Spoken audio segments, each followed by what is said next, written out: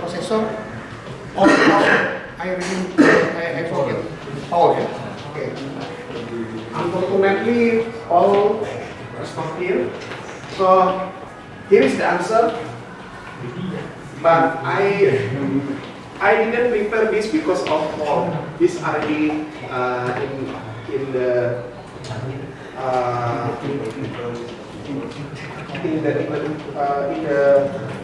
plan of the learning. If you refer back to the learning plan, yeah. Okay, here we go. So this the difference, yeah, between microprocessor and microcontroller. Okay, since this is the in bahasa, let me explain in English. Fair enough. Okay, regarding the application, yeah, at the end you gonna be engineer, electronic engineer, yeah. So when you come to the client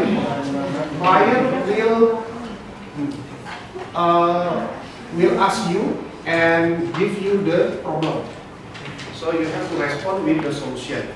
Okay, whether the solution require controller, microcontroller, or microprocessor. Okay, so you have to analyze what kind of the application. Jadi apa nih Pak? Mau bikin apa gitu? Ya. If the application very specific, repetition, and you very sure the application itu aja, ya. Jadi aplikasinya itu aja gitu. Contohnya IoT, cuman sensor aja kan, nggak perlu yang lain gitu. Jadi solusinya harus pakai microcontroller, ya. If the solution, the problem require the solution, banyak aplikasinya yang diperlukan dan rumit, kita harus menggunakan microprocessor. Ya, jadi waktu analisa tanya spesifik atau enggak. Kalau cuma bikin sensor aja cukup pakai microcontroller ya, nggak perlu pakai microprocessor, apalagi komputer, ya kan? Nah, contoh aplikasi yang menggunakan microcontroller itu adalah tadi IoT, sensor, sama di kendaraan. Kebanyakan tuh kendaraan itu dikendalikan oleh microcontroller, seperti engine control unit itu pakai microcontroller cukup, karena itu aja kerjaannya, mengatur injeksi daripada semprotan bahan bakar, itu aja, nggak ada yang lain. Microcontroller cukup. Nah, tapi kalau misalnya, wah saya butuh ada animasinya, saya butuh ada displaynya, GUI-nya, sudah barang tentu menggunakan microprocessor, ya, atau prosesor. Pak, nanti di dalamnya kita mau tambah aplikasi lagi, apalagi, ya kan? Itu menggunakan microprocessor. Kemudian dari sisi konfigurasi, kalau microcontroller itu konfigurasinya tuh yang paling umum kita lihat tuh ada komunikasi peripheral. Apakah I2C, ada yang tahu I2C? I2C tahu? Kemudian SPI, Serial Peripheral Interface. Kemudian UART atau USART. Beda UART sama USART. Kalau USART itu butuh sinkronus. Apa ciri-cirinya sinkronus? Ada clock, ada timing. Ya. Nah, jadi biasanya nih kalau controller itu dia sederhana aja, ada CPU, ada ROM, ada flash, ada RAM. Flash sama ROM ini sebenarnya satu tujuan gitu ya. Jadi data yang disimpan itu nggak bisa dihilangkan ketika dia dicabut powernya. Kalau RAM dicabut powernya hilang, ya, non volatile. Berada di dalam satu paket. Tapi kalau microprocessor ada juga RAM ROM, tapi biasanya terpisah. Misalnya komputer gitu. Kalau kita pergi ke komputer kan bisa kita upgrade kan memorinya, terpisah tuh. Ya kan? Terus memori untuk grafik yang namanya GPU juga terpisah kan? Ada Nvidia GPU gitu ya, kita bisa lepas-lepas. Ada hard disknya, ya kan? Nah, kalau yang mikroprosesor yang tadi kemarin, jadi nanti kita bahas di sini ya. Jadi sesi kedua nanti kita tidak lebih banyak tidak ke lapangan ya. Nanti mudah-mudahan ada ininya ya, ada belanya ya. Foto jalan, ya masuk.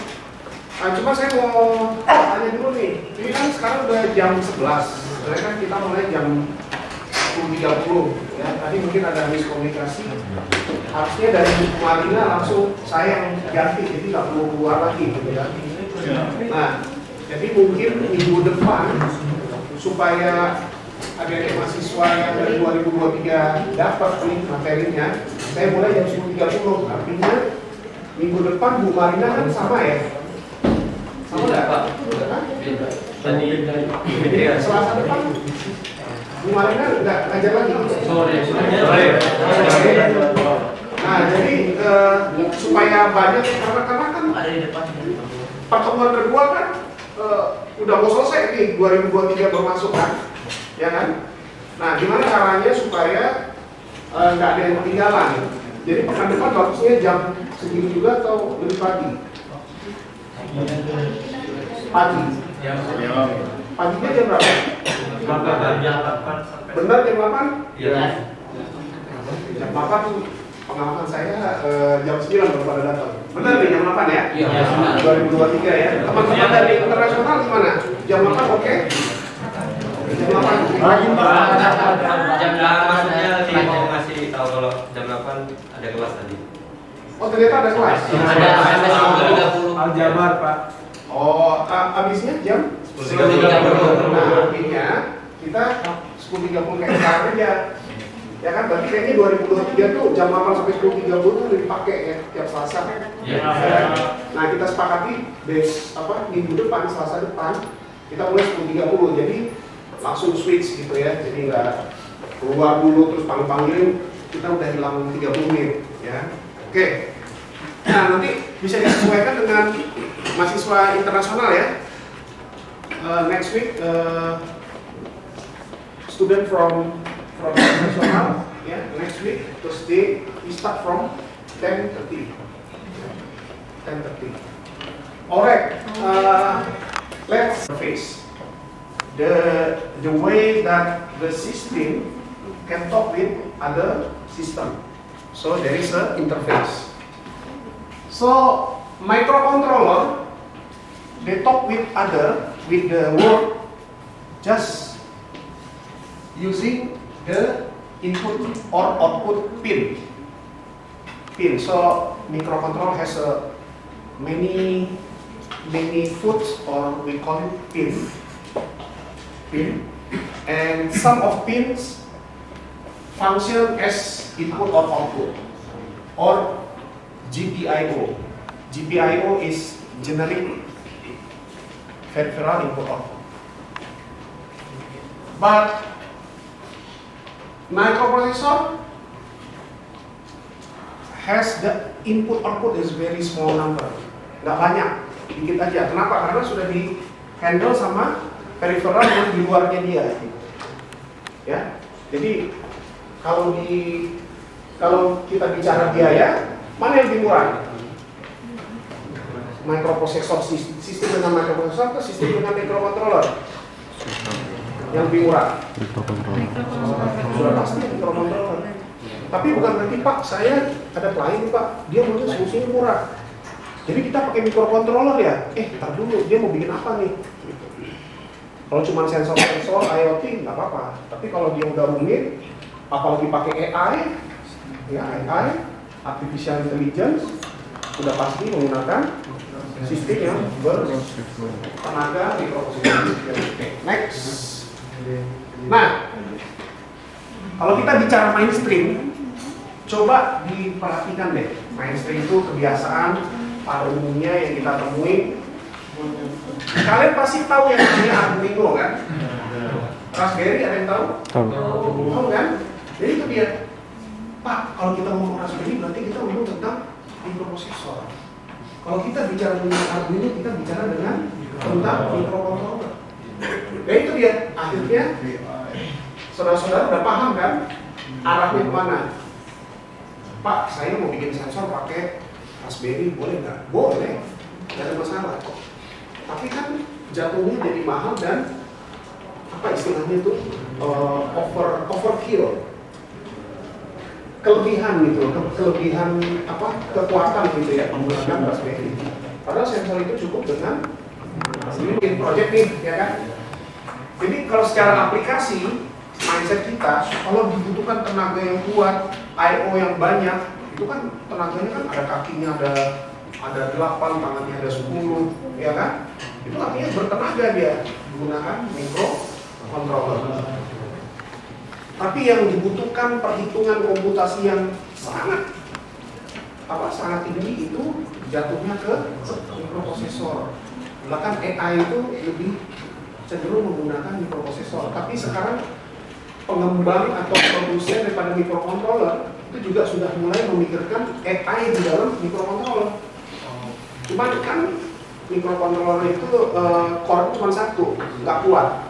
Jadi kalau mikroprosesor, kalau core-nya banyak dia bisa pakai. Bahkan ada mikroprosesor, ya, terutama Qualcomm ya sudah meluncurkan selain dia punya core untuk computation processing, everything that make easier, ya.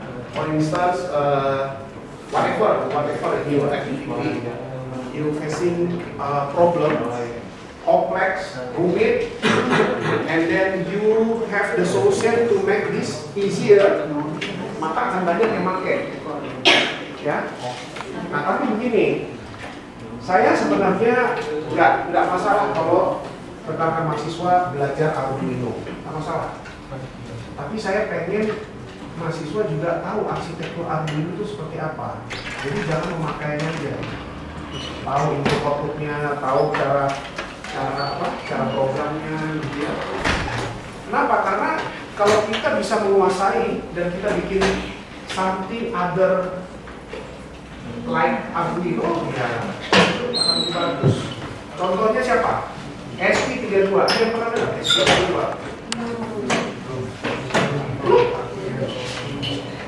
No one? Zikri, SP32 pernah dengar? SP32 itu juga terobosan baru. Jadi pembuat itu dari Cina, dia itu satu modul package, ya. Itu udah dilengkapi dengan WiFi. Dia tahu WiFi itu di mana-mana bisa kita temui.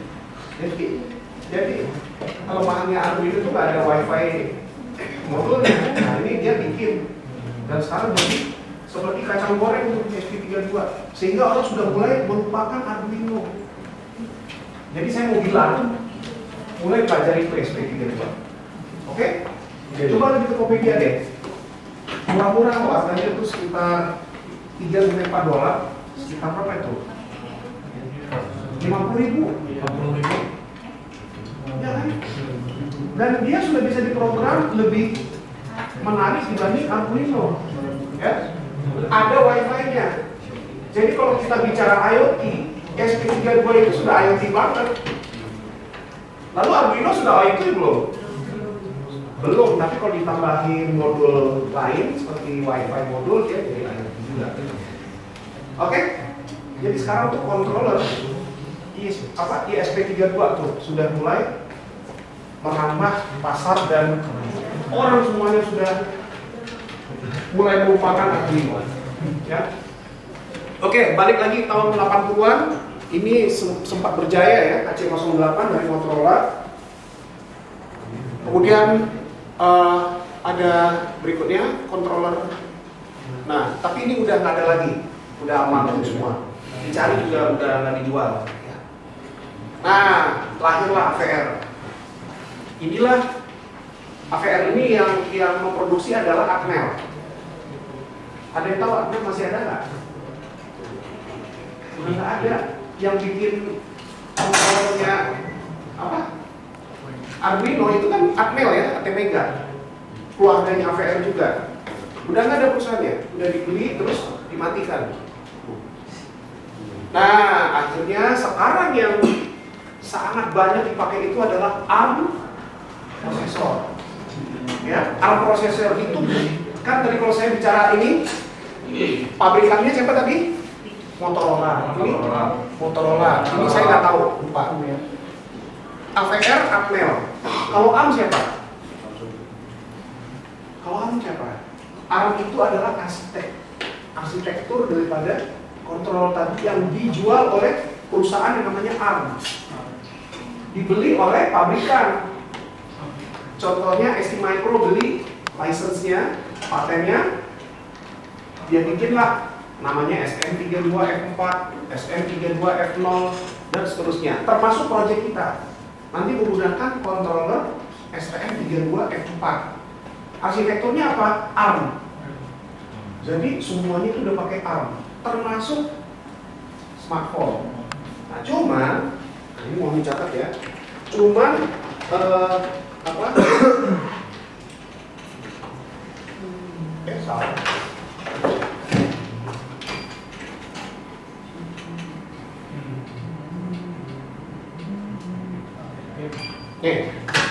Waduh, nggak ada ini ya. Sini bawa. Pinjam sini itunya.